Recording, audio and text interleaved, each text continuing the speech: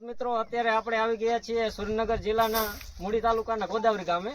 ત્યાં આપણા ખેડૂત મિત્ર છે જયદીપભાઈ, જે આપણું થ્રેસર ચલાવે છે મગફળીની સિઝનથી. તો એમને જ પૂછીએ કે કેવો રહ્યો અભિપ્રાય તેમનો, મશીન ચલાવે છે. ચાલો જયદીપ, કેમ છો જયદીપભાઈ? મજામાં હોય એકદમ. તમે આ ક્યારે થ્રેસર લીધેલું? આમ 5 મહિના થયા, 5-6 તમે મગફળીમાં પણ ચલાવેલું હતું ને? કેવું રિઝલ્ટ લાગ્યું તમને મગફળીમાં? એકદમ રેડી. બરોબર. કોઈ ચોખ્ખાઈમાં કેવું લાગ્યું? ચોખ્ખાઈમાં એકદમ રેડી મગફળી. બરોબર. સીધી ઝાડમાં ચોખ્ખાઈ એવી ચોખ્ખી આવી કે? હા, સીધી ઝાડમાં. બરોબર.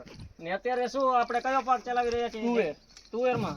એમાં તમને કેવું રિઝલ્ટ લાગ્યું છે? તુવેરમાં એકદમ રેડી, ચોખ્ખી એકદમ. બરોબર. ને બીજું કોઈ ઇશ્યુ આવ્યો હોય કે ભાંગ તૂટનો કે એવું ના, કઈ? બીજો કોઈ ઇશ્યુ નથી. ને કંપની તરફથી સર્વિસ કેવી, તમને કેવું લાગ્યું? સર્વિસમાં તો રેડી એકદમ. બરોબર. ગમે ત્યારે આવે. હા. ને બીજા ખેડૂત મિત્રોને તમે શું સલાહ દેશો કે થ્રેસર લેવાય કે નહીં? કે દેવદીપનું થ્રેસર લેવાય.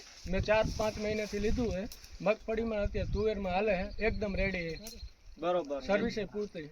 ને બીજું તમને આમાં કોઈ લાગ્યું હોય કે આ સુધારો કરવા જેવો હોય એવું કઈ લાગ્યું તમને આમાં? સુધારો અત્યારે તો કઈ નથી.